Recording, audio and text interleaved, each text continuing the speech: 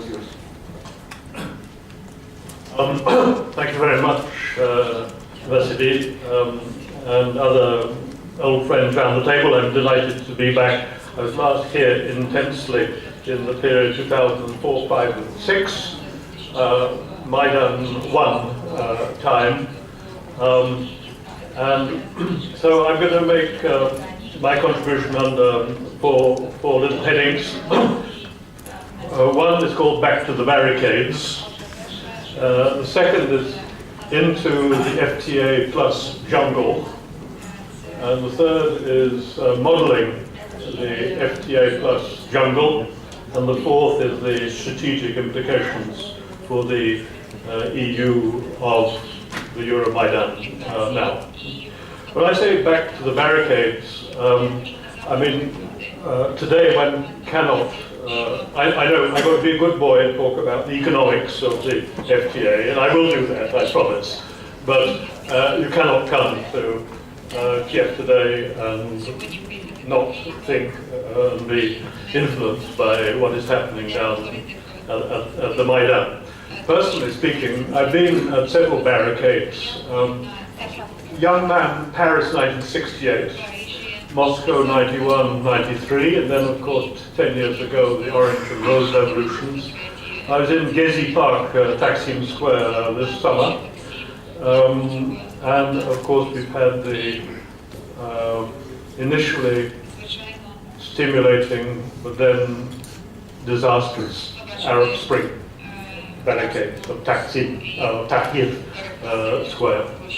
And watching all of that, well, first what one observes at the barricades are people, soft power people overthrowing authoritarianism. They just want a decent government. This is not the time for specifying improved road transport regulation. It's a time of emotions for decency in government.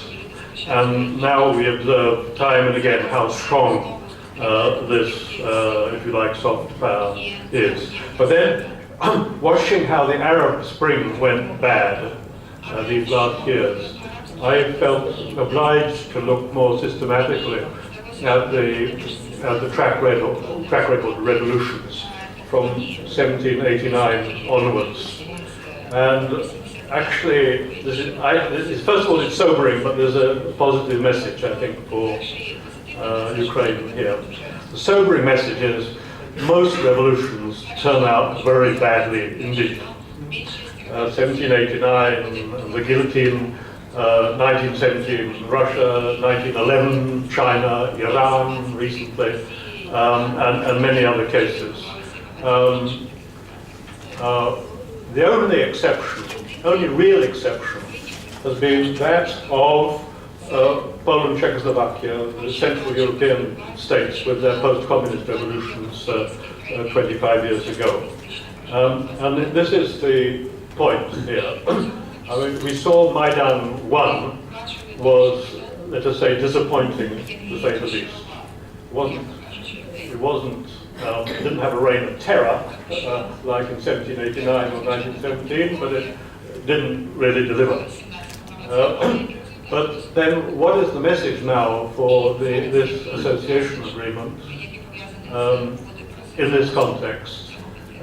It is that the only cases, the only model cases, let's say Poland, etc., and France, the only positive case was one when the revolutionaries could plug straight into a structure, a political and economic structure that was robust and that was relevant to their national identity. And so this is the hugely important dimension to this very technical FTA plus subject matter. And I come back to the question of the membership perspective, which Alexander has raised at the end. But now, to be a good boy, go into the FTA jungle. I call it the jungle because this last weekend I had a very nice time. I studied 3 agreements, each 1,000 pages long, Ukraine, Moldova, and Georgia. It wasn't that difficult because they're basically all the same. But still, these are difficult texts to read. And I counted that basically Ukraine and the others accepting 400 obligations to align on specific EU acts of law. And a hugely diverse and interlocking, interacting set of technical, political, regulatory regulations. That's why I call it the jungle. It's in almost, it's very difficult to read. You have to really work hard to get a clear view of it. It can be done. It can be done, but it's quite a tough job. Now, the question is how to simplify it and how to understand it. And this relates to the debate that you've been having here about the costs of this FTA Plus, where the government's estimates have apparently ranged from $168 billion, recently revised down to $10 billion, according to the Deputy Prime Minister who was in Brussels last week. This suggests that there's some lack of professional maturity in the estimation process, to say the least. But still, there's the business of getting an analytical grip on this jungle. And I would suggest one can do it by putting all of the 400 acts mainly into 4 categories that help us understand what the impact and cost and benefits are likely to be. The first category I would call governance quality measures. These are both corporate governance and public governance, getting into accounting standards, judicial reform, tax reform, company law reform, competition policy, anti-money laundering, anti-corruption measures. So there's a lot of that, and it's of great importance. But what are the costs of doing that? Well, maybe costs for some interest groups who don't like the idea of anti-competition or anti-corruption policies, but we don't count that as a loss, do we, as representatives of society here. And so, if you do it well, there'll be benefits and there are no particular losses. A lot of training programs for getting the accounting system adapted, all that sort of stuff, but that's not, that's done over time. It's not a real heavy cost. Second category would be regulation of modern network service sectors, telecoms, digital sector, broadly speaking, financial services. Now, these are growth industries, and the issue of getting the regulatory framework for these often very complex industries is absolutely important, both for efficiency and competition in the sector and for linking to the international economy. And so, well, these are all new industries, well, mostly new industries, some, well, certainly telecoms, digital, these are new, fast-growing industries. So the question of the cost of the regulatory instrument is not really the point. The point is what is the new regulatory regime for these sectors. Third branch then now goes into the technical standards for industrial products, goods and agricultural products. Now here there's a huge number of obligations to take up European technical standards. But here, when interpreting the costs, I think one has to introduce one very important qualification and caution. Most of the industrial standards, and using the term standards in the European, as it were, precise linguistic technical sense, these are voluntary standards. The producer of product X, the standard for a glass, if there is one, exists, and you can embrace this standard as the Ukrainian authorities, but the glass manufacturer, if he still wants to produce stuff that is not corresponding to that standard and try to sell it, he's free to do so. Now, in the agricultural sector, this argument becomes, in a sense, even more important, because the burden of full sanitary and phytosanitary regulatory compliance. This is huge for the agricultural sector, particularly for the processed food sector, not so much for the wheat business, which is not really affected. But here, now you look into various annexes of the document, you see the very, very precise requirements for if you are going to produce processed sausages or ready-made food, or anyway, processed foods in general, then the requirements are very strict indeed. But again, it's still, in a sense, a voluntary business.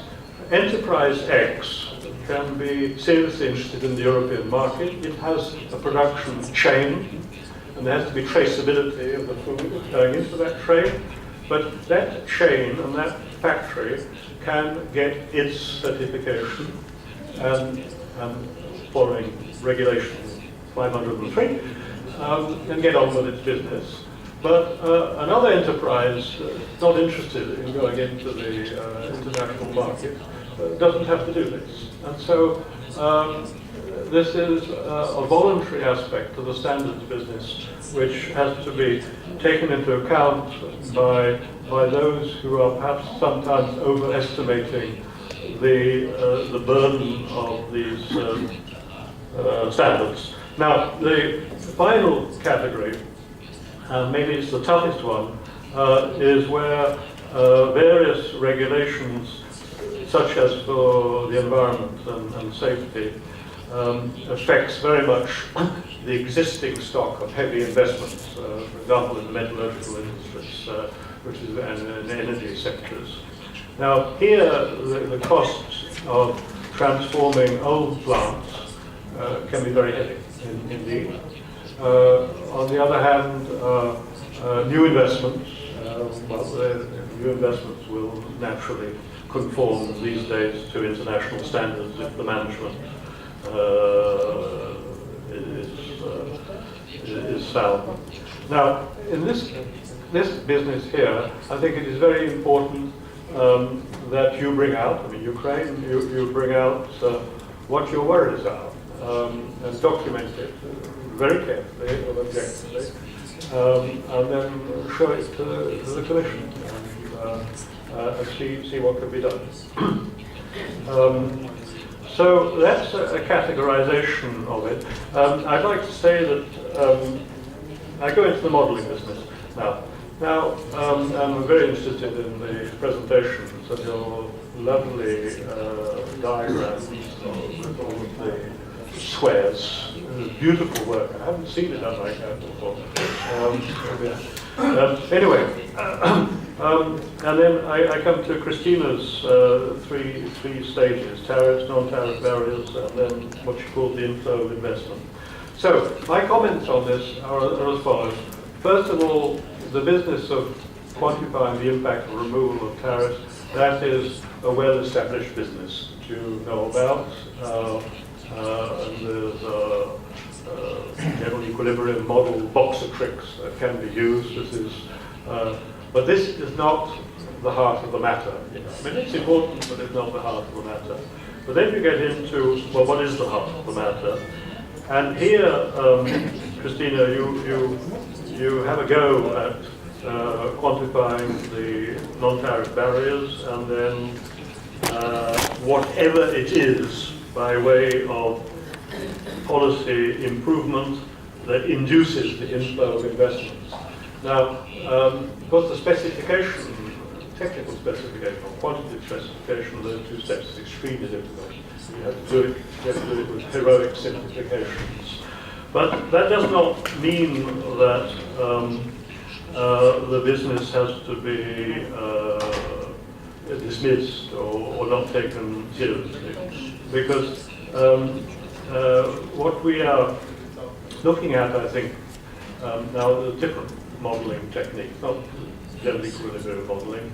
I mean, studies notably by the World Bank and the EBRD on how the quality of governance, broadly defined, that goes all the way through from anti-corruption to financial market regulation, how that affects economic performance. And the evidence seems to be rather strong. And it's really common sense. I mean, if you have clean, honest, efficient government and business regulation, your economy is likely to do better. And the evidence is that this rather common sense statement actually is borne out. But now more precisely, this comes to your beautiful charts comparing Poland with the Czech Republic and Ukraine. The huge opportunity for modernizing Ukraine is that it manages to insert itself into the broad industrial service sector supply chain, in which the problem of complementarity of trading commodities for manufactured goods in fact ceases to be the main point. If you look at intra-European trade structures, everybody is importing and exporting the same things to each other. Because their input-output structures are interwoven together, and they are also competing against each other. I mean, Peugeot is competing with Volkswagen and selling in each other's markets. So this is what the Czech Republic and Slovakia and Poland successfully got into. And in order to get into that, you have to be, now you put yourself in the position of the investor, the strategic decision maker in an international corporation. He has to distill in his mind a whole mass of information to decide how he basically rates this country or that country as an investment location. So now this comes down to the question of reputation building. The reputation building has to be built on not just PR stuff, but on reality.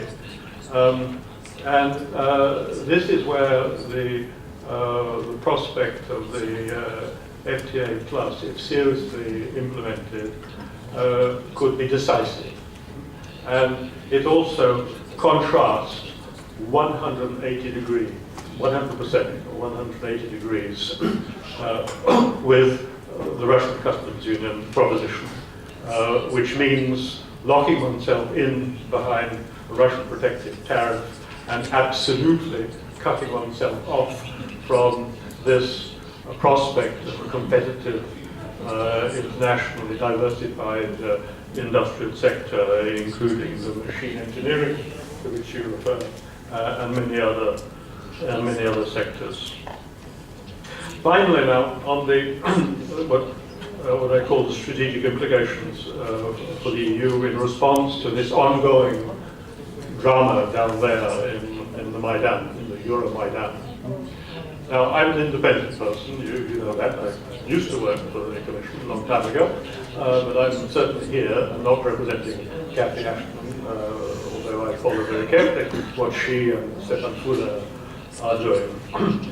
So this is my view, my personal view, but it's not that far, I think, from what actually they think in Brussels, but still this is my view.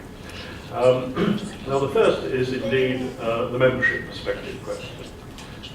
If Ukraine is going to implement 400 European regulations, directives and legal acts, it is just a matter of basic political logic that for democracies that you've got to have a decent standing in the system that produces all of this stuff. Now, by the way, something you may not have noticed, but this is written into some, buried in the jungle. But you realize that it's not just the 400 regulations. Ukraine is also accepting to implement all new legislation that comes in to amend or increase the packages of regulations. So this is like Norway in the EEA, in the European Economic Area. The question is whether this highly controversial question, from a membership perspective, whether this can have a new lease of life as a result of the Euro Maidan. I would be very close to what you were saying, Vasily. I think if, as a result of the Euromaidan, we can't speculate, well, we can speculate, we don't know what the outcome is going to be, but if it led to a fresh government of Ukraine that was democratic, stable, and trusted for its European choice, and you know what that means, then this becomes the tipping point in terms of the internal politics of the EU. And the internal politics are affected not only what we see, well, because what we see in the Euromaidan, but also because of the way President Putin has played his cards with punitive measures before even assigning in order to pressurize Ukraine. And of course the Armenian story, which is not on the agenda today, but is also a very sad one. So I come back to Russia finally at the end, but just two more quick, more technical points. I think the visa facilitation, liberalization business is more or less right on the tree. I hear from somebody that in fact even with the present regime, there are only a couple of legal acts the EU was looking for in the judicial area to go ahead, like they are going ahead with Moldova now for visa free. So that should be done fast. I know that's important. Now the question of funding, on money. Ukraine is getting fairly close. Is a big difficulty. There's a prospect of an IMF bailout, which is probably going to be necessary. For the moment, the EU, as far as I know, is saying, well, EU will co-finance this to the tune of 1 billion, and the whole total bill could be, I don't know, 10 billion, something like that. I would say, it's not just me, but others more significantly are saying, look, in this particular case, the EU should say, we will go 50-50 the IMF. So raise it from a token amount to serious money, which could be done. And by the way, I was talking yesterday at the conference in Berlin with a German Ministry of Finance official on exactly this question. And he said, well, actually, the IMF are very seriously overstretched. And so they need this too. So, okay, increase the money there, on conditions, of course.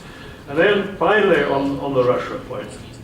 Now, the way Russia has played its cards, I call them cards, in the recent past, well, it basically is ever since Putin was re-elected and decided to go for the Eurasian Union and Customs Union.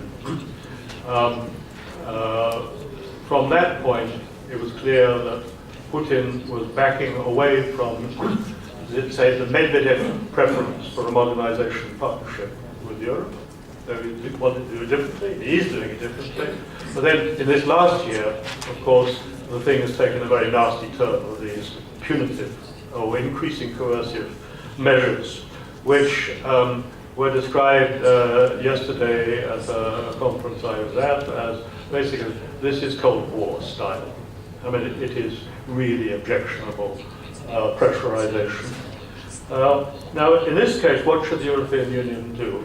I was sitting next, actually, to Gunnar Wiegand, who you know is the principal EAS official. And I said, I wish you a very happy Christmas and a very, very constructive next summit with Russia in January of next year, when they're going to have to go through all of this very seriously indeed. But I back off the confrontation scenario and say that the EU should develop much more positively the following discourse. First of all, Putin, Lisbon to Vladivostok, hell of a good idea. Let's do it. So let us seriously begin to discuss free trade between the EU and Russia, and maybe Kazakhstan as well if they join the WTO. Now, for Ukraine, it is quite clear that the optimum is that Ukraine should have high-quality free trade with both the EU and Russia. And the EU should favor that Ukraine would have a good quality FTA with Russia as well. And however, both sides should absolutely abstain from pressurization to join either side's customs union, which would be incompatible with that. The EU does not ask Ukraine to join our customs union. And for Russia to be doing promoting its customs union in this way makes no sense for the Ukrainian economy. But final point is, it doesn't make sense for Russia either. The Russian economy is deteriorating in economic performance. And this is indeed my final point.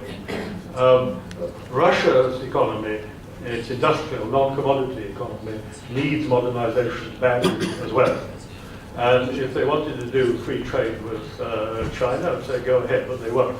But to do free trade with the European Union, quote, from a technological modernization point of view, make a lot of sense. And I'm sure everyone here, or many people here, are aware that there are factions within Moscow, led, for example, by Igor Yergins, who support this scenario for Russia itself. So I would say the EU should develop a discourse, a positive discourse along these lines, which we know that Putin today rejects, but we are putting this discourse into a market for ideas within Russia which exists. Thank you. Thank you, Michael, for a brilliant presentation.